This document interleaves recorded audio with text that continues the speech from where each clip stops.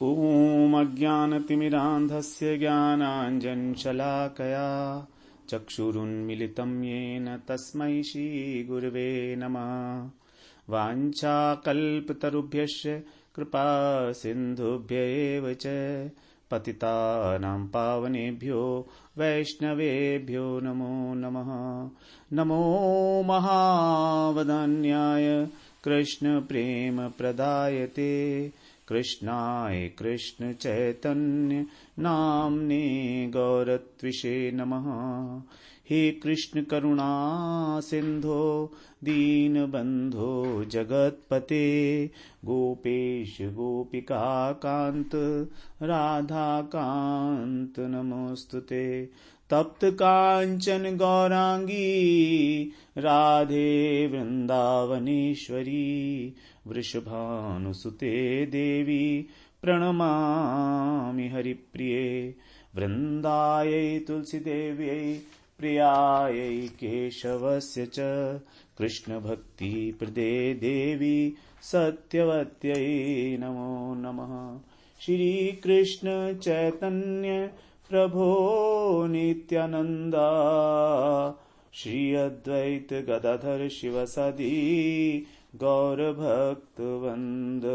हरे कृष्ण कृष्ण कृष्ण हरे हरे हरे राम राम राम हरे हरे।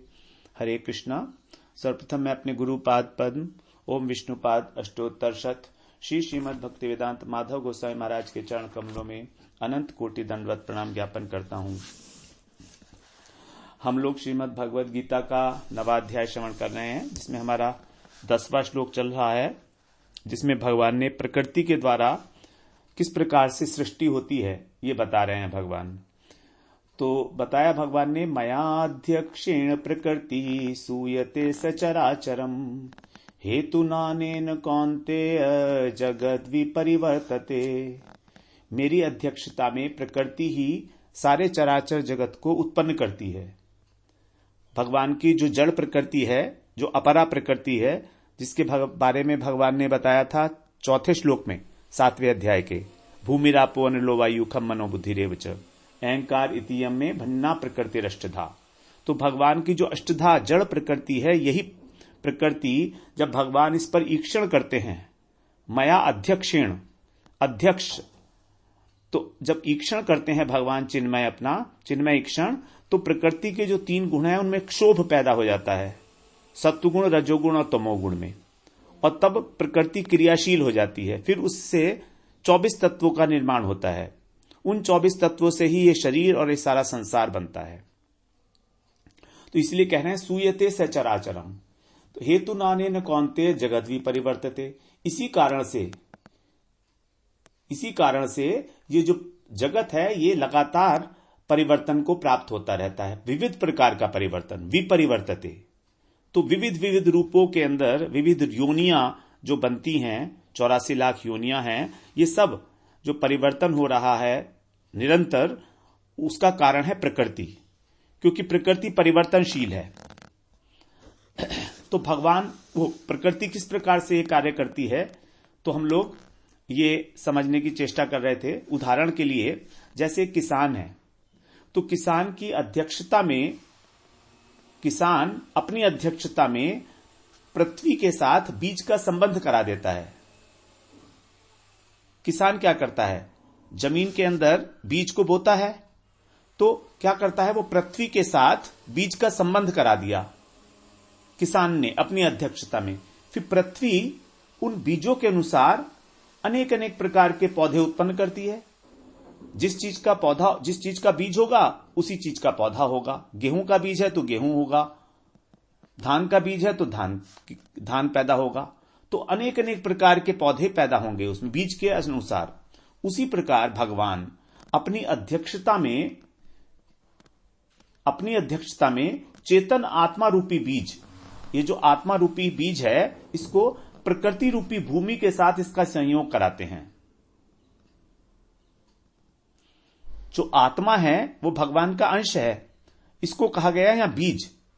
तो जो आत्मा बीज रूप आत्मा है, इसका प्रकृति रूपी भूमि भूमि जड़ है, उसी प्रकार प्रकृति भी जड़ है, तो इसका संयोग भगवान करा देते हैं अपनी अध्यक्षता में, अर्थात भगवान की इच्छा अनुसार।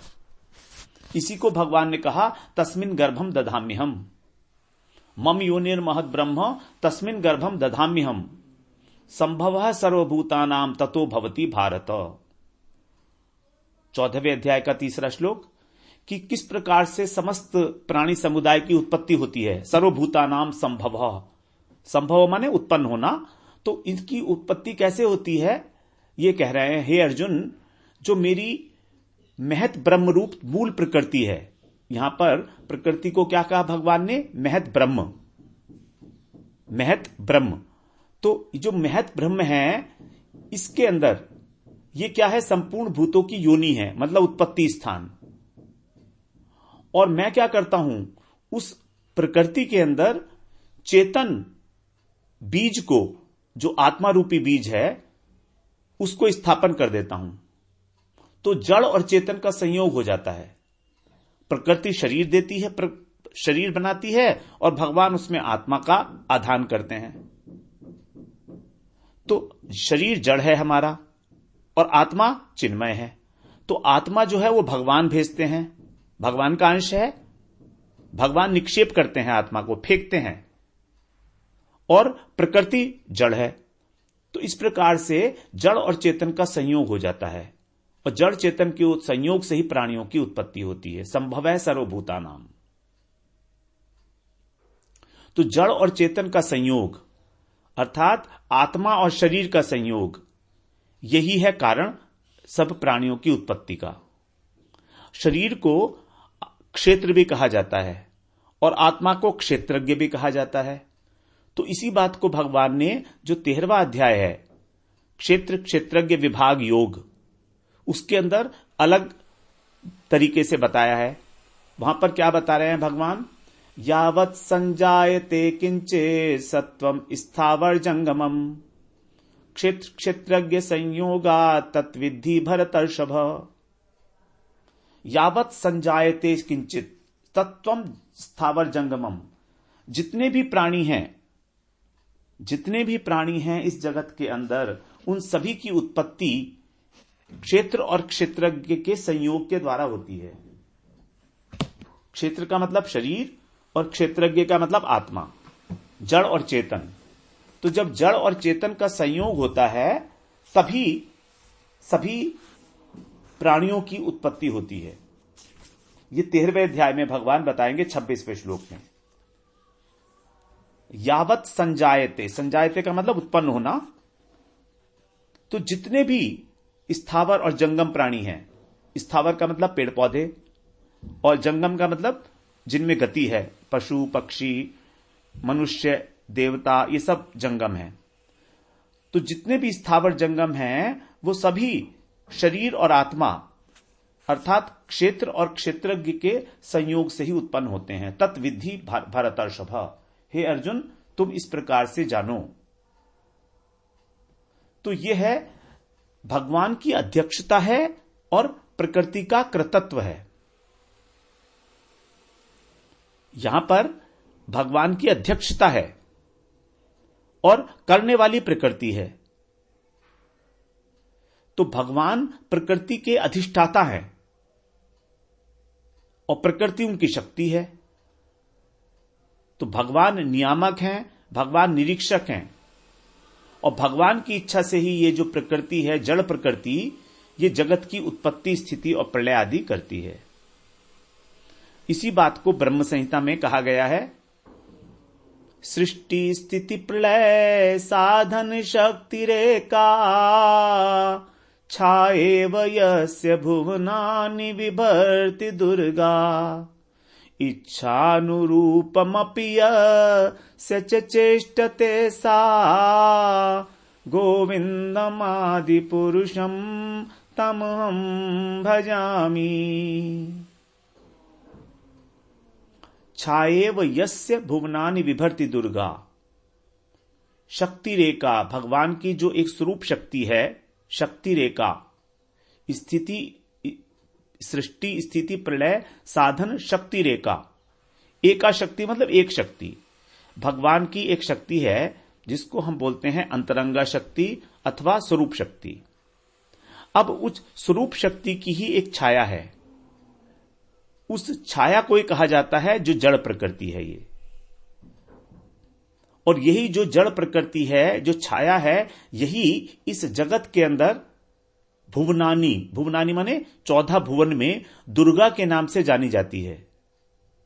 जो दुर्गा देवी हैं वे ही जो है भगवान की शक्ति हैं।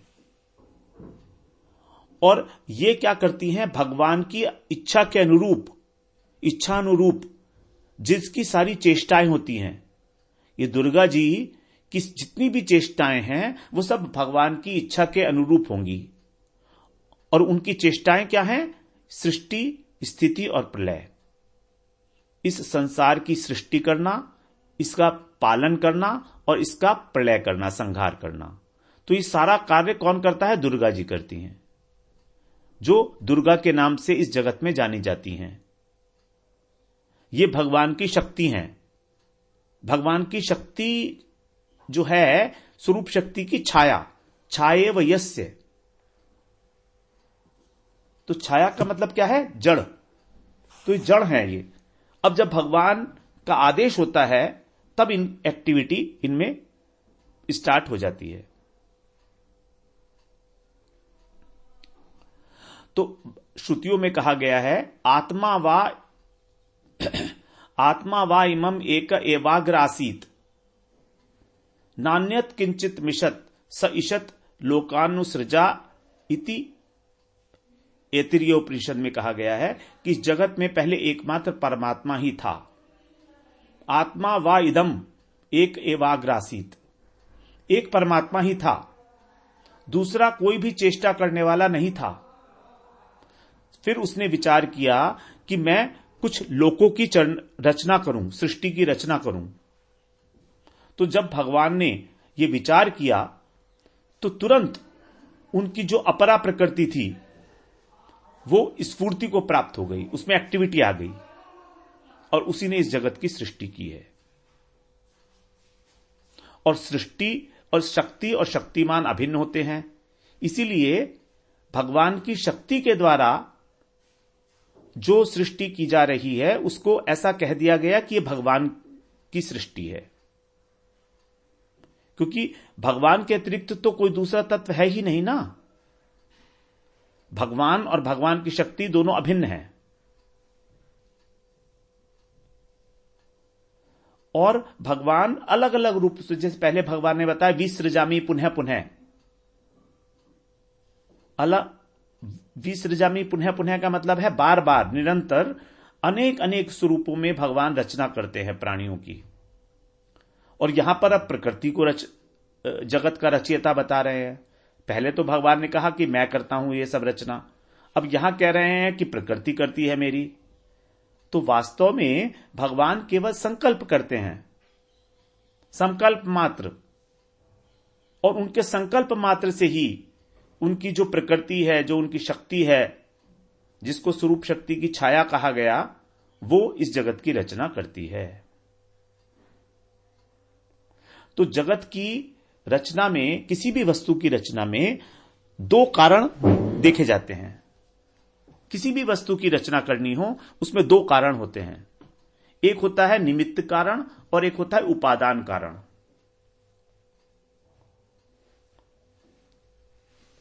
इस बात को हम दोबारा समझ लेते हैं, पहले भी एक बार चर्चा हो चुकी है। किसी भी वस्तु की रचना में दो प्रकार के कारण होते हैं, तभी वो वस्तु की रचना होगी। एक होगा निमित्त कारण और एक होगा उपादान कारण। और उपादान कारण क्या है? जिन अवयवों से मिलकर वो वस्तु बनती है उसको उस वस्तु का उपादान कारण कहा जाता है। जिन अवयवों से मिलकर वस्तु का निर्माण होता है उस अवयव को उस वस्तु का उपादान कारण कहा जाता है। जैसे घड़ा, तो घड़े का उपादान कारण क्या है? मिट्टी। अगर मिट्टी नहीं होगी तो घड़ा नहीं बनेगा। तो उपादान कारण हमेशा उस वस्तु में विद्यमान होगा, उपादान कारण उस वस्तु में विद्यमान होगा, क्योंकि मिट्टी हमेशा घड़े के अंदर विद्यमान है, देखी जा सकती है। तो घड़े का उपादान कारण हो गया मिट्टी। लेकिन क्या केवल मिट्टी होने से ही घड़ा बन जाएगा? ऐसा तो नहीं है, और भी कुछ चाहिए। तो और क्या चाहिए? और चाहिए घड़े को बनाने वाला। तो घड़े को बनाने वाला कौन है? कुम्हार। तो कुम्हार जो है वो हो गया निमित्त कारण, अर्थात जिसके निमित्त से वो वस्तु का निर्माण हो रहा है। तो निमित्त कारण हो गया कुम्हार। लेकिन क्या केवल कुम्हार से काम हो जाएगा? केवल कुम्हार है और मिट्टी है तो क्या काम हो जाएगा? तो भी काम नहीं होगा, क्योंकि बनाने के लिए, घड़ा बनाने के लिए चाक की भी जरूरत पड़ती है, दंड की भी जरूरत पड़ती है, जिसके ऊपर रखकर कुम्हार मिट्टी को जो है शेप देता है घड़े की। तो ये जो इंस्ट्रूमेंट्स चाहिए, इक्विपमेंट चाहिए घड़ा बनाने के लिए, ये भी एक प्रकार के निमित्त कारण हुए, क्योंकि ये वस्तु के अंदर वर्तमान तो है, विद्यमान तो है नहीं। घड़े के अंदर ना तो कुम्हार दिखेगा और ना चाक और दंड दिखेगा, तो ये उपादान कारण तो हो नहीं सकता, चाक और दंड। तो ये भी निमित्त कारण है। तो इस प्रकार से निमित्त कारण दो हो गए, एक मुख्य निमित्त कारण और एक गौण निमित्त कारण, प्राइमरी और सेकेंडरी। तो प्राइमरी निमित्त कारण, जो मुख्य निमित्त कारण है, वो तो हो गया कुम्हार, और जो गौण निमित्त कारण है वो हो गया हमारा चाक और दंड, जिसको इस्तेमाल करके घड़ा बनाया गया। अब कुम्हार तो चेतन वस्तु है, कुम्हार चेतन है, संकल्प कर सकता है, लेकिन चाक और दंड तो चेतन नहीं है, वो तो इक्विपमेंट्स हैं, जड़ है। लेकिन जब कुम्हार चाहता है घड़े को बनाना, तो चाक और दंड के अंदर एक्टिविटी पैदा हो जाती है, वो उसको घुमाता है। तो निर्जीव है, जड़ है, लेकिन तो भी घड़े के बनाने में उपयोगी है। उसी प्रकार से प्रकृति जड़ है, प्रकृति गौण निमित्त कारण हो गई इस संसार का, और भगवान हो गए मुख्य निमित्त कारण। लेकिन यहां पर जो उपादान कारण है घड़े का, वो मिट्टी है, वो कुम्हार से पृथक है। तो ये अंतर है इस दृष्टांत में। जबकि संसार में क्या हो रहा है? संसार में जो प्रकृति है वो दो रोल अदा कर रही है। एक तो इस जगत का निर्माण भी कर रही है, भगवान कह रहे हैं यहां मयाध्यक्षेण प्रकृति सूयते से चराचरम, और दूसरा प्रकृति का एक और रूप है, वो है उपादान अंश। तो प्रकृति के दो अंश हो गए, एक गौण निमित्त अंश और एक उपादान अंश। गौण निमित्त अंश से तो वो सृष्टि का निर्माण कर रही है, और उपादान अंश से वो प्रकृति ही विकार को प्राप्त होके 24 तत्वों का निर्माण करती है। प्रकृति से जब प्रकृति परीक्षण होता है तो उससे महत तत्व पैदा होता है, फिर अहंकार, सात्विक अहंकार, राजसिक अहंकार, तामसिक अहंकार, 5 ज्ञानेन्द्रियां, 5 कर्मेंद्रियां, मन, बुद्धि, 5 महाभूत, 5 तन्मात्रा, ये 24 तत्व जो हैं प्रकृति से ही पैदा हुए हैं, प्रकृति का ही विकार हैं। तो इसका मतलब प्रकृति के दो अंश हो गए, एक तो हो गया गौण निमित्त अंश और एक हो गया उपादान अंश। तो जागतिक उदाहरण से इस उदाहरण में इतना अंतर माना जाएगा। तो इसका मतलब क्या हुआ कि प्रकृति के दो अंश हो गए, तो प्रकृति गौण निमित्त हो गई, भगवान मुख्य निमित्त हो गए, और उपादान अंश जो है वो भी प्रकृति ही है। अच्छा, अब यहां पर प्रकृति अपने आप से तो कुछ भी नहीं करती, और प्रकृति शक्ति किसकी है? भगवान की है। तो शक्ति को शक्तिमान से अलग नहीं किया जा सकता। तो यद्यपि काम यहां पर सब प्रकृति कर रही है, लेकिन तो भी हो रहा है सब भगवान की इच्छा से। तो सृष्टि के निर्माण में भगवान ही एक प्रकार से उपादान अंश भी हो गए, क्योंकि प्रकृति भगवान की ही वस्तु है। तो इसलिए हम यह भी कह सकते हैं कि इस जगत के निमित्त और उपादान कारण भगवान ही हैं। जबकि जगत के अंदर जो भी वस्तु बनाई जाती है उसके अंदर निमित्त कारण और उपादान कारण अलग अलग होते हैं, लेकिन यहां पर क्योंकि शक्ति के अंदर विकार पैदा होकर, भगवान की जो शक्ति है प्रकृति, उसके अंदर विकार पैदा जब हुआ तब उससे हमारे 24 तत्वों का निर्माण हुआ। और शक्तिमान से अभेद होता है, अभिन्न तत्व है, इसीलिए भगवान को ही उपादान कारण भी माना गया है। तो इसका मतलब हुआ इस जगत के निमित्त उपादान कारण भगवान है। इसी को हम बोलते हैं कण कण में भगवान। प्रत्येक वस्तु के अंदर भगवान है, यह हमें मानना है। तो यह हम लोगों ने चर्चा की कि सृष्टि किस प्रकार से होती है और भगवान किस प्रकार से उसके अभिन्न निमित्त उपादान कारण है भगवान। दूसरा उदाहरण अगर हम देखें लोहे के लिए, जैसे हम लोहे को अग्नि में डाल देते हैं तो लोहे के अंदर इतनी दाहिका शक्ति आ जाएगी कि वो किसी भी वस्तु को जला सकता है, और अगर उसको हम अग्नि में नहीं डालते तो वो किसी वस्तु को नहीं जला सकता, क्योंकि लोहा तो जड़ है। उसी प्रकार भगवान ही मूल कारण है जगत के, और प्रकृति उनसे स्फूर्ति पाकर उनकी अध्यक्षता में उन्हीं की इच्छा के अनुसार इस जगत की स्थिति, उत्पत्ति और संहार करती है। तो प्रकृति का जो रजोगुण है उससे वो उत्पत्ति करती है, प्रकृति के अंदर जो सत्वगुण है उससे पालन करती है, और प्रकृति का जो तमोगुण है उससे संहार करती है। इस प्रकार से प्रकृति इस जगत की सृष्टि, स्थिति और संहार तीनों के लिए उत्तरदायी हो जाती है। तो प्रकृति के द्वारा जगत बनाया जा रहा है, लेकिन तो भी यह माना जाएगा कि भगवान ही इसके आदि मूल कारण है, आदि कारण है, मूल कारण है। अब हम बात करते हैं हेतु नानेन जगत विपरिवर्तते। इस कारण से जगत का विविध रूपों में परिवर्तन होता रहता है। अर्थात जगत के अंदर जो जो परिवर्तन हो रहा है, परिवर्तन क्या हो रहा है? अनेक अनेक प्रकार के प्राणियों की उत्पत्ति, अनेक अनेक प्रकार के प्राणियों की उत्पत्ति का होना ही विविध प्रकार से परिवर्तन है इस जगत में। और इसका कारण है उनके कर्म संस्कार। जिस प्रकार के जैसे संस्कार होंगे वैसा ही उसका स्वभाव बनेगा। और संस्कार बनते हैं कर्म से, और कर्म होता है संसार में, और संसार है त्रिगुणात्मक। अब संसार जब त्रिगुणात्मक है तो कर्म भी त्रिगुणात्मक हो गया। तो 3 प्रकार के कर्म हो जाएंगे, 3 प्रकार के कर्ता हो जाएंगे। कर्ता भी त्रिगुणात्मक हो गए। जो सात्विक कर्म करेगा वो सात्विक कर्ता, जो राजसिक करेगा वो राजसिक कर्ता, और जो तामसिक कर्म करेगा वो तामसिक कर्ता।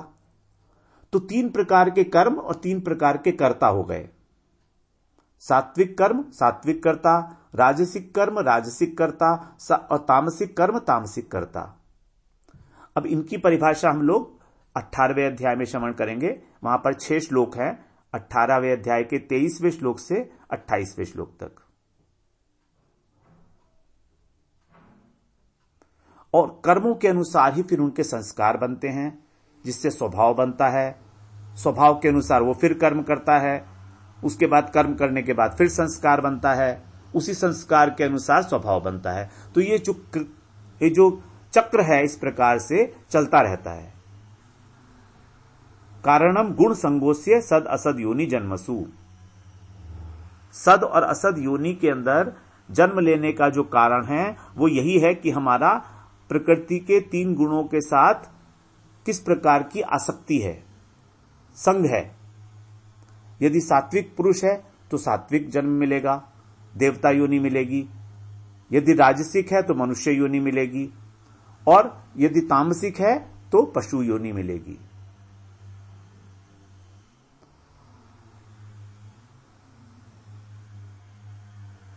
अब यदि भगवान जिनकी अध्यक्षता में ये सब रचना हो रही है,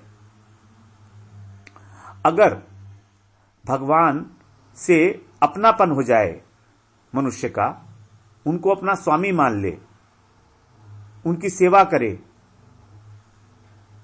तब उसका अपना स्वरूप प्रकट हो सकता है। अन्यथा वो इस प्रकृति के गुणों के अंदर आबद्ध रहेगा और घूमता रहेगा।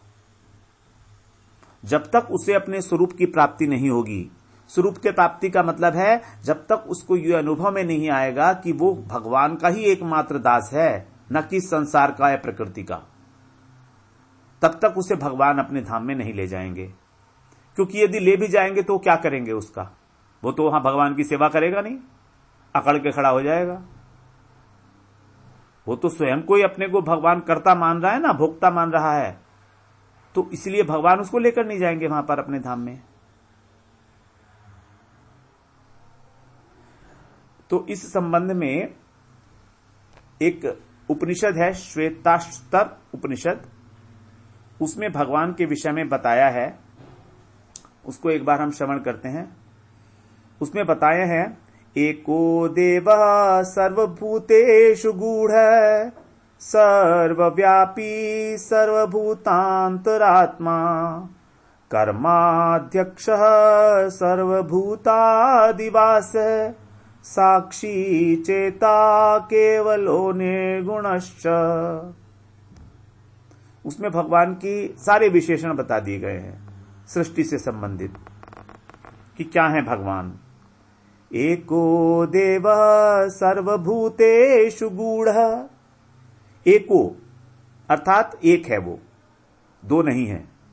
एकमेव द्वितीयम नास्ति, वो जो भी है वो एक है। फिर क्या है? देवः, वो देव है, देवता है। देवता का मतलब होता है जो स्वयं प्रकाश है।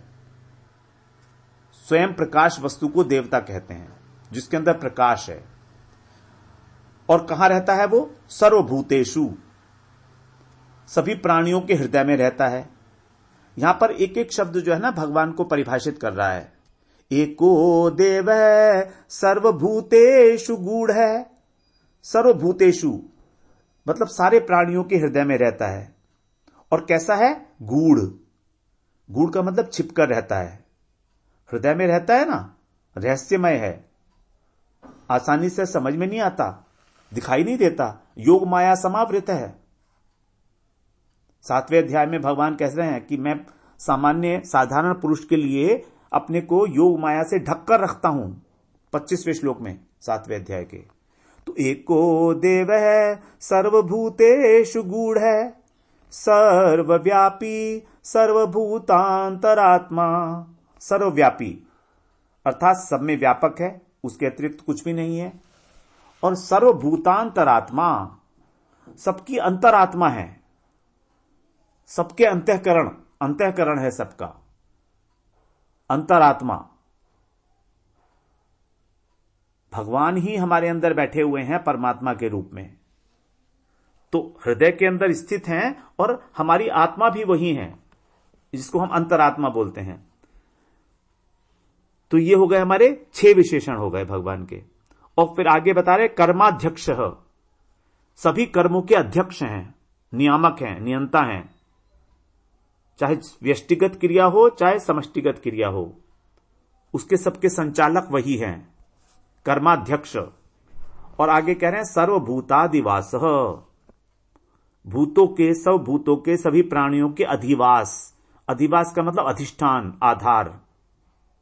आधार का मतलब सभी प्राणी उनमें रह रहे हैं, सबको आधार प्रोवाइड करते हैं। एकांशेन स्थितो जगत, भगवान ने बताया ना कि सारा जगत मेरे अंश में स्थित है। 10वें अध्याय के 42वें श्लोक में एकांशेन स्थितो जगत। तो इस प्रकार से हम लोगों ने अभी भगवान के 8 जो विशेषण हैं वो श्रवण किए। बाकी जो है हम लोग फिर अगले सत्र में करते हैं।